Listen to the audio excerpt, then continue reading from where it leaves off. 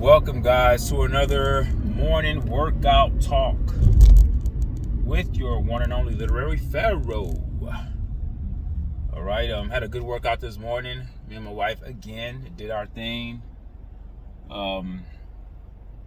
Did some HIIT, high intense interval training.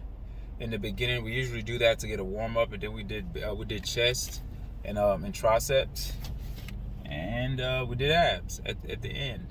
And this working out thing is becoming such a normal thing, and it's always been, but for the past year or so, it's become so normal to me that there's no debating. Like when I wake up early to go to the gym, I'm not like, should I go or should I not? There's no option.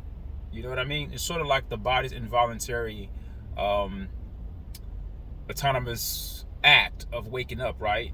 Like when it's time to wake up, there's no option. You don't say, should I stay in bed longer? Because there is a such thing as sleeping too damn long, right? You don't want to sleep too long. But the body is very, the body has its own mind, it has its own sense, and it has its own memory system.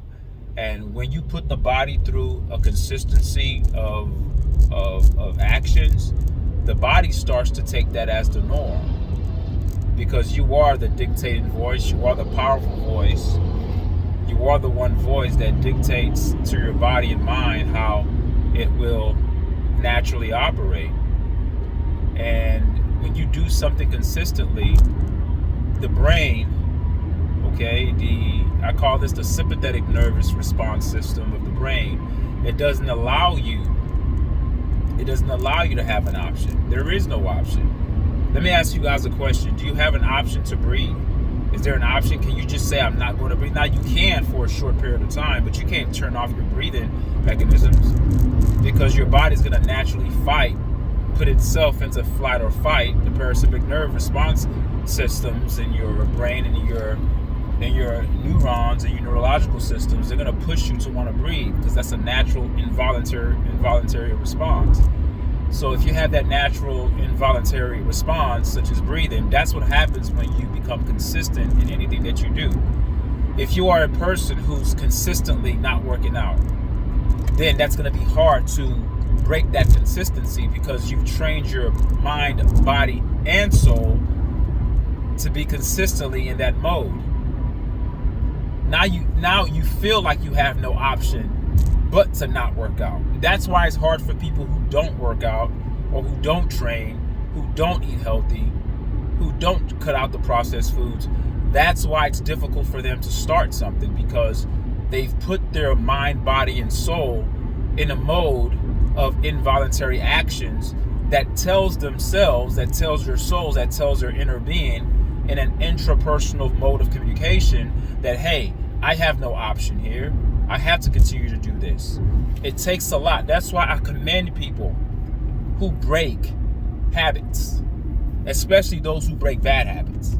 I'm never going to commend people who break good habits. Doesn't make any damn sense to break a good habit. But if you break bad habits, I'm all for that. Even if you start working out and you only do 5 minutes, I applaud you for that.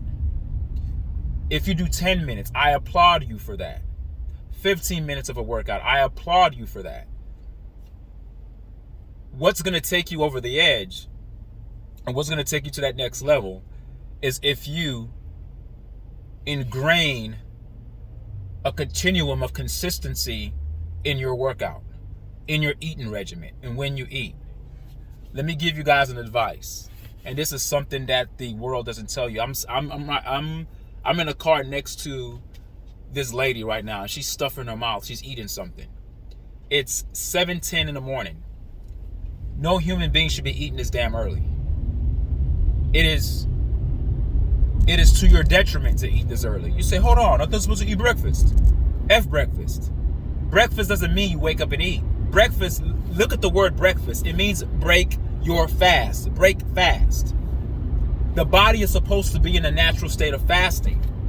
Most people who have a deep spiritual sense, all right, people who have a keen sense of spirituality, most of them are always in the mode of fasting. Look at the monks. Monks are always fasting. You cannot always feed your flesh and expect to be spiritual. It's counterintuitive. It's counterproductive. It's a paradox. You can't do that. You can't overwhelm the flesh and all of a sudden think that you're going to be spiritual because the flesh takes over.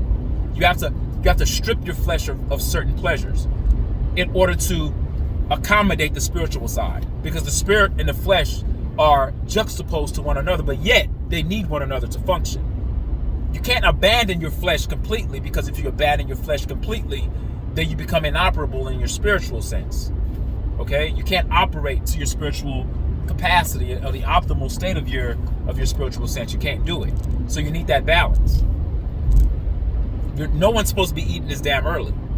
You say, hold on, Literary Pharaoh, but you go to the gym, you work out, you don't eat. Hell no, I don't eat. You know when I eat?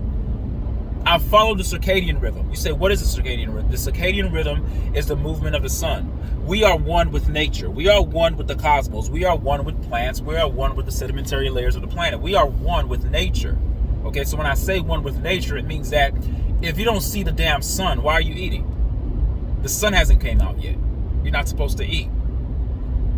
Ideally, you're supposed to have a 6 to 8 hour window of eating. Your first meal should be after 12 o'clock. That's when you should break your fast. And your last meal should be at 7 o'clock or before 7. Ideally, you shouldn't be eating late. You only have that window to eat.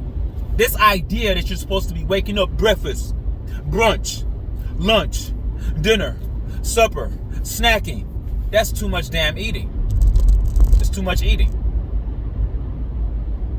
And the processed foods that we eat, they add to the problem, because the processed foods don't necessarily satiate us, if you understand what I mean, because the phytonutrients are stripped from the food. The phytonutrients are the things that your body needs, the vital minerals that your cells need to be satiated, because we're cellular creatures. We are driven by our cells, right?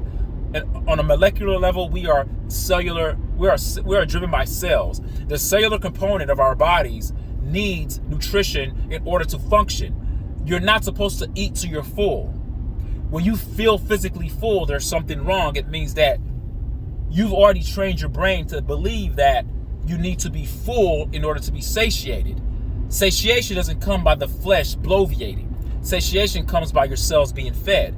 Hence the term vitamins, which means you need vital minerals for your cells to operate optimally. And if your cells operate optimally, you feel satiated.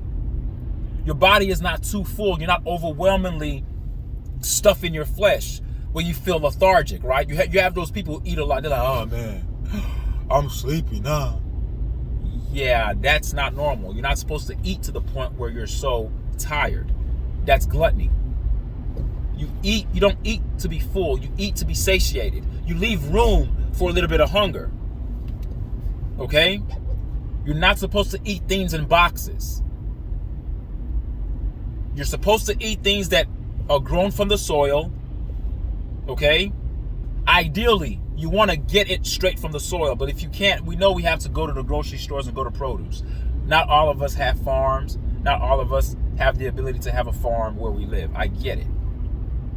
But you want to limit the transactions of your food. You want to limit the commute of your food. You say, what do you mean by that, Literary Pharaoh? What do you mean by the commute of your food? I'll explain to you what I mean by that. It means that when your food is processed in an industry, and then it's packaged, and then it's taken on a truck, and then the truck goes into another place, and then your food gets packed to another place, and then it gets packed into the grocery store. That's not food. It has too many stops. What you want is your food to be taken from the field and straight to your mouth. One mode of commute, from the soil to your mouth. Now we know we can't do that unless you have a farm. That's the only way that happens. But even if you don't have a farm, you can still go to your Whole Food stores that claim that they sell Whole Foods. You want to go to the produce section, even though you're not getting it straight from the farm. And yes, the produce had to travel in a truck and be brought to the store, but you don't have too many transactions in that process of food traveling. Like your food is not traveling from one place to another before it gets to the store. When you have processed foods, they have many places that they're destined to go before they actually go to the store that you go to buy the food at. There are many stops.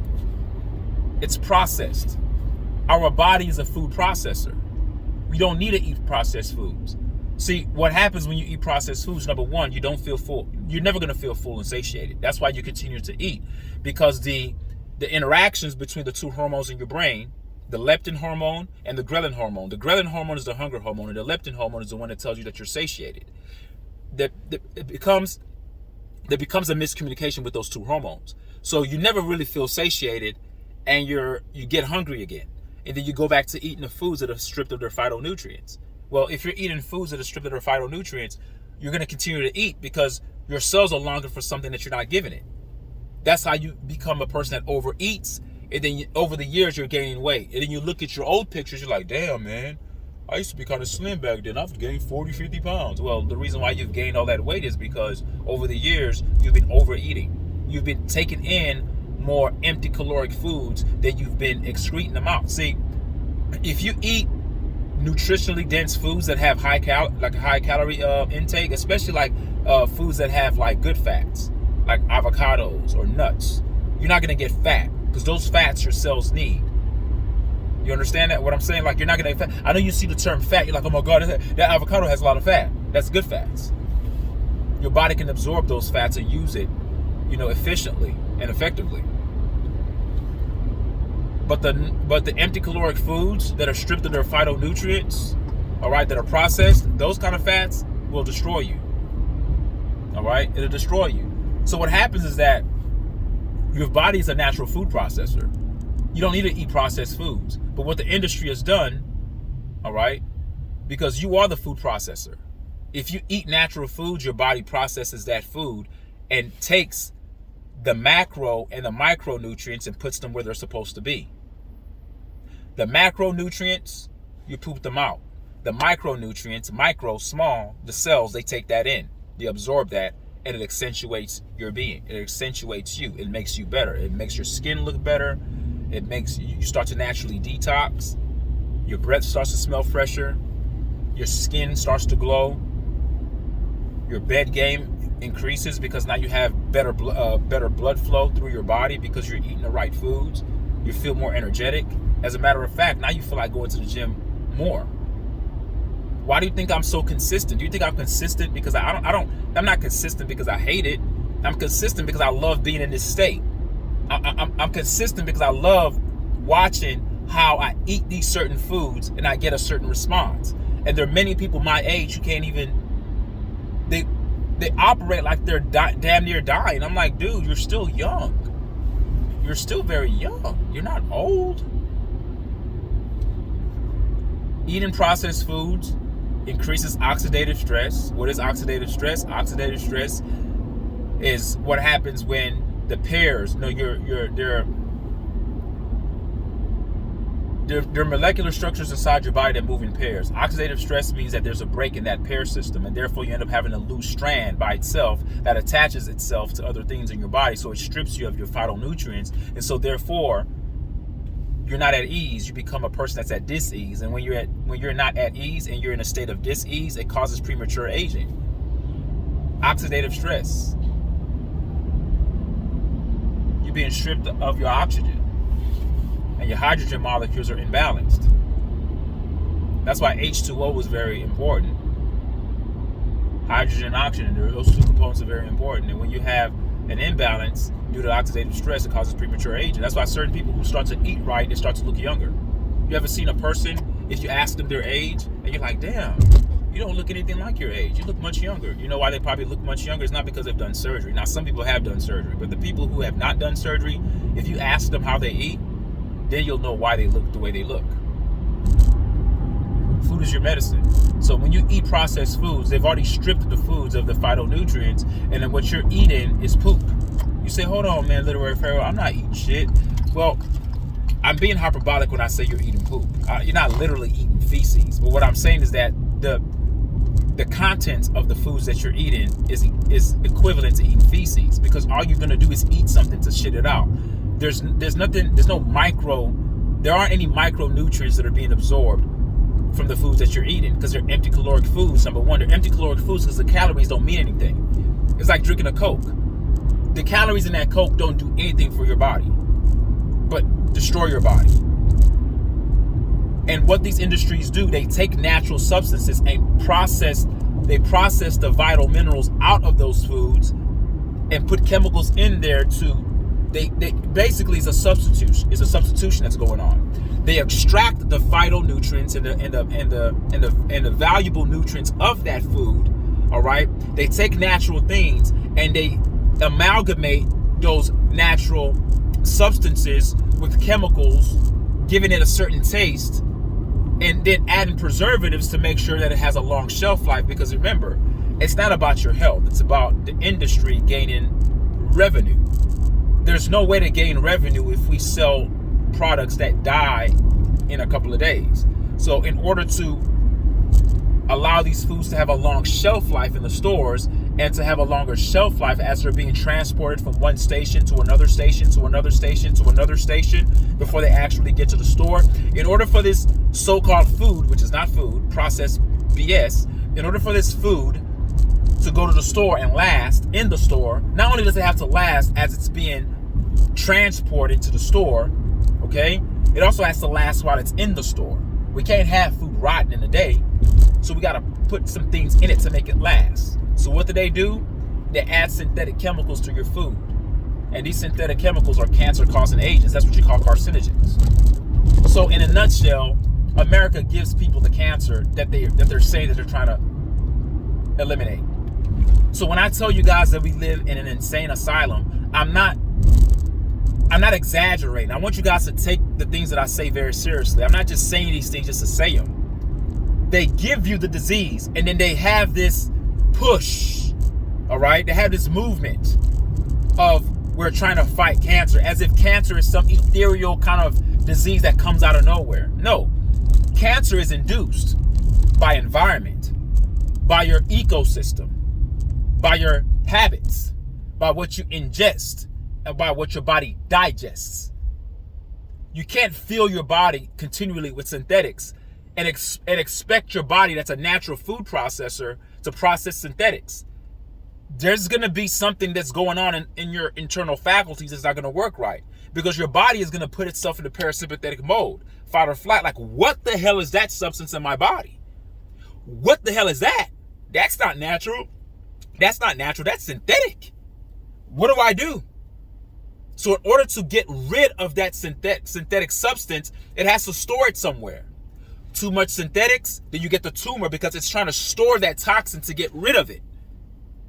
So when a person has tumors, it's an accumulation of toxic filth that the body is trying to excrete. Because remember, the body, number one, is a natural food processor. Number two, your body is a natural detoxification machine. It's naturally always detoxing. Hence, you're taking pisses and taking shits. Your body is always flushing out the garbage.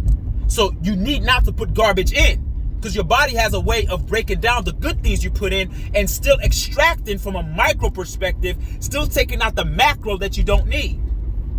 Even if you eat the healthiest food, you still will have a bowel movement, because the body is so efficient that it takes 100% of what you need, and that little teeny 0.2% of what you don't need, it excretes it through urine, through sweat, through bowel movement. So stop eating processed foods. Start a habit of eating better. I don't care if you feel hungry. I don't care. Look, listen, man. I don't care. I don't give a damn how you feel. Like right now, I'm gonna be real serious with you guys. Like I really don't. Because your health is at stake. All right, your well-being is at stake. If you have kids, your kids' relationship with you is at stake. I have people that I know who tell me that they can't play or run around with their kids because they have back problems, or they have disc problems, or they're too fatigued. That's not life. You are existing, but you're not living. You're essentially a dead person walking. That's not living. Okay? I don't care what you miss. I don't care if what you're eating doesn't taste good. I'm not here for taste. I mean, just because you're eating something that tastes good doesn't mean it isn't destructive to your body. Like, we have to get past our baser natural urges. When I say baser, it means the low-level animalistic mentality, where everything is based upon the tantalization and the stimulation of the external faculties or the external framing of your body, meaning that anything that tantalizes the physical is what you want. You cannot be totally absorbed in that paradigm. That's totally destructive to you and your spirit sense. Sometimes make a sacrifice. Eat something that you don't freaking like that's healthy for you. And then tell me how you feel afterwards. See, it's how you feel afterwards. It's not what you're doing. Discipline and true spirituality is making a sacrifice, sacrificing what your flesh wants to giving what your spirit needs. But at the same time, giving it what your flesh wants. The reason why I call it a sacrifice, because we're inundated by so much junk food and processed foods that are addictive. I'm not telling you that processed foods are nasty. They're good. I used to eat them. Processed foods taste good. Why do you think people continue to do it, to eat them? If processed foods were disgusting, nobody would touch it. People eat them, and subconsciously, and some people, not even subconsciously, some people are conscious enough and they are aware of the dangers of these processed foods. But you know what? They don't care. Or they do care, but the chemicals in the taste is so strong that they can't let it go. Because it's that good. Taste, but it's not good for you. So yeah, I have to call it making a sacrifice, because we're inundated with that crap around us. So you end up being the abnormal one. The one that's not normal. Seeking a better way to live and eat. So yeah, you gotta I have to call it a sacrifice, unfortunately, because it shouldn't be a sacrifice. But it's around us. It's overwhelming. Even places that call themselves vegans, you can't even trust eating out. Cook your own foods at home. You don't know what kind of oils they're putting in your foods. It may be vegan food, but you don't know what kind of oils they're using. You're not supposed to be cooking with seed oils, canola oils, sunflower oils. Those oils are cancer-causing oils, especially when they're heated up. And the industry knows this, folks. It's not. If I know this, the scientists and the chemists and the food industry, anybody who works with food, nutritionists, they know this. They're not going to inform the populace about that, because what's going to stop their profit is people like you and I being informed. They need us ignorant. All right? They need us to be addicts to their dangerous chemical concoctions, to put us in a state of dis-ease so we can go to the hospital and bank on medicines and bank on the pharmaceutical industries being our saviors, where in actuality the pharmaceutical industry has nothing to save you. The only thing that can save you is your nutrition and the decisions that you make. You are the medicine for your own sickness. You are the medicine to your own dis-ease. Okay? You are. But hey, some people don't think so. They think the doctor is going to come and save the day. I need my medicine. I need my medication. I need this. I need that. So, yeah. Well, that's my spiel for today, guys. This is my morning workout talk. Take the words I say seriously. Start something. Start doing something you hate and make yourself love it. Start doing something that you hate. You know the right thing to do. So don't even sit here and act like you're ignorant. There's too much information out there. There's way too much information out there. I'm just one out of many. Okay? I may have a weird delivery in where I'm delivering my messages, but I'm not gonna sugarcoat things with you guys. Like, I don't care how you feel. I don't care what the foods taste like. I don't care what you feel like you're addicted to or lack thereof. I don't care. Because when you're dying, which you are, you don't know it. You may be alive, but when you're dying slowly, you don't have to wait till your last minute, and then all of a sudden you're trying at the last minute to do the right thing. Why not while you're alive and have the sense to do the right thing? How come you just start doing the right thing now? Okay, start to do the right thing now. All right, take care of yourselves, guys. Leave a comment to me what you guys think. Again, remember, your health is your wealth.